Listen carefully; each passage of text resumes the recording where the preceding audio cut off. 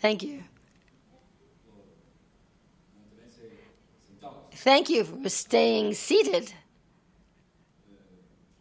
for keeping your seats. I'd like to start with a song. I have to be Swiss, although I'm not. Although I'm actually Cuban. The question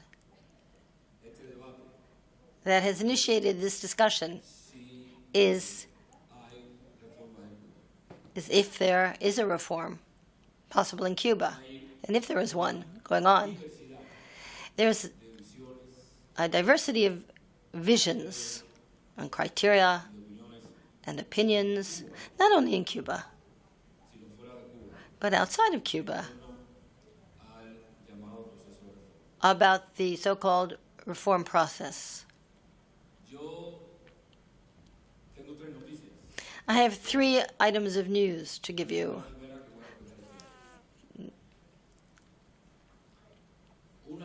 First, Cuba is very diversified. There's a broad spectrum of opinion,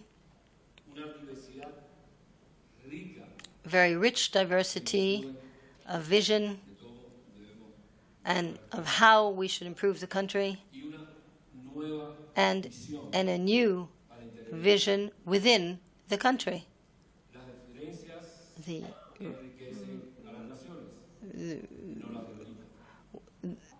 wealth will not, the references we make to wealth in the country do not weaken this fact at all. And such differences bring along with it a difference in vision, which I think I share with you. The first vision is that Cuba is not a paradise, but it's not hell either. My second vision, so to speak, is that depending on the place we situate ourselves, we can say that communism can be reformed. It's reformable. And when we ask if we can reform Cuba as a communist country, we should move to the second question. If the answer is positive, then the second question is, who will be leading the reforms? In Cuba, the reform is being led by civil society. It's clear that the state has more visibility than the citizens do, unfortunately. But it is clear that if we observe carefully, with compassion, but with good judgment at the same time, with passion and judgment, what is happening in the country, we will see that the Cuban government did little more than adapt to changes that civil society had been implementing over a 20-year period. What was the first change that the Cuban government accepted? The first change was to allow that small and medium-sized business people, entrepreneurs, could move from illegality to legality. And it was civil society that began this reform, not the government. The government adapted to a trend that civil society had brought in to the power structure in my country. And this is the first piece of proof that Cuba can be reformed. And what other proof is there? that the civil society in its diversity and breadth has 3 miles of distance from the Cuban state. If we were to look for a formula to understand what Cuba exists today, we could say that it's a liberal state which dominates a liberal society. And this has created, it is a government illiberal and a liberal society, and this creates tension that Raul Castro has tried to reluctantly accept. And the second piece of news is that I haven't come here to complain.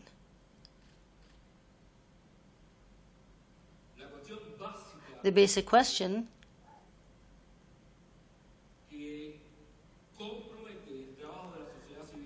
how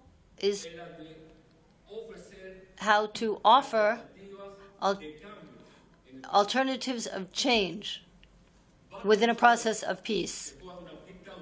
Dictatorship exists in Cuba. It's a dictatorship. It has a tropical flavor, but we have to imagine what is going on underneath, beyond what we see. Repression, as is probably occurring today, the 24th February, against the ladies in white and other activists. Imprisonment of those who dare, one way or the other, to push the car of reform forward. But I'd like to repeat, I haven't come here to voice my grievances. What is important for civil society is to look for alternatives for change that will continue to push forward the coach of reform and keep it on track. Reforms that rise from the grassroots. And so now you'll ask, what's the third piece of news? And it is, what can the international community do to push and help and show solidarity with those of us in Cuba who are trying to speed up the reform in Cuba? It seems to me that there are 3 things that can be done. Firstly,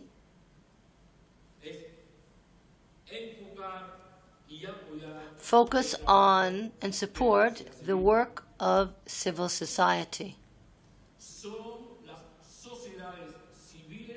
Civil societies are the ones that will guarantee what today is still very uncertain. That is, democracy everywhere in the world.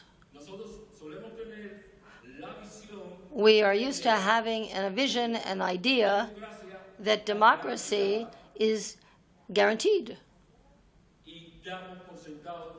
And we can take it for granted that it will always be in the future. But the best way to make sure that we will have democratic values forever is to have a strong civil society. And I'd like to share this with you. And I think we should focus on this reform process, but from the grassroots, from the bottom up. Another idea is that we should not think that poverty is the only reason that democracies become weakened. We should also realize that weak democracy comes because there's no sufficiently solid investment in working with civil society and culture. In order to build a strong democracy, it means we have to have a harmony between the diversity, differences, and different focuses on different issues. And this presupposes that there be work done alongside of civil society. Include the civil society, considering them a legitimate force, is a way to develop a strong democracy. There are many places in the world where people eat well, they dress even better, and they have clean energy. But we couldn't say the same things of democracies in these spots in the world. So there's not always a relationship, a direct relationship between democratic weakness and poverty. There is a strong link between a weak construction of civilized communities in a globalized world where we share diversity. Third point that I would like to share with you: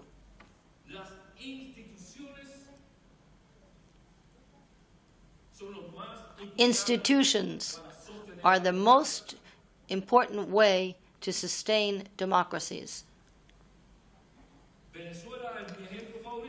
And Venezuela is my favorite example, not only because it's close to us geographically, but because of our solidarity with the Democrats in Venezuela. It's a country that has a lot of raw material, a great deal of wealth, natural wealth.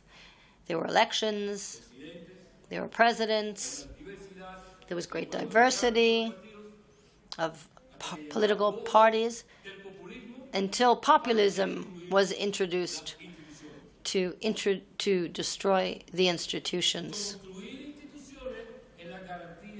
So building strong institutions is a way to guarantee strong democracies.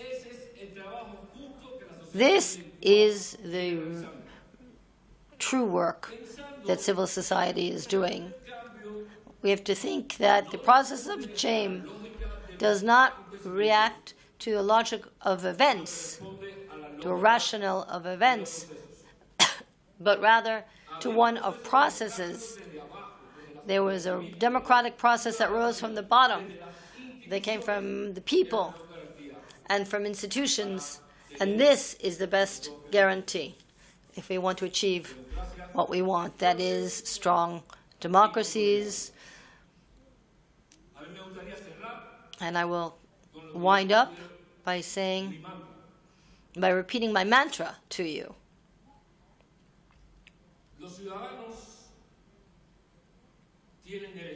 Citizens have rights.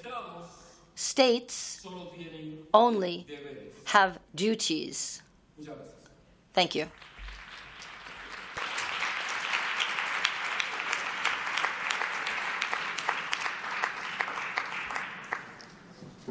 Muchas gracias, Manuel. Thank you, Manuel. Unfortunately, I think we don't have any more time for questions.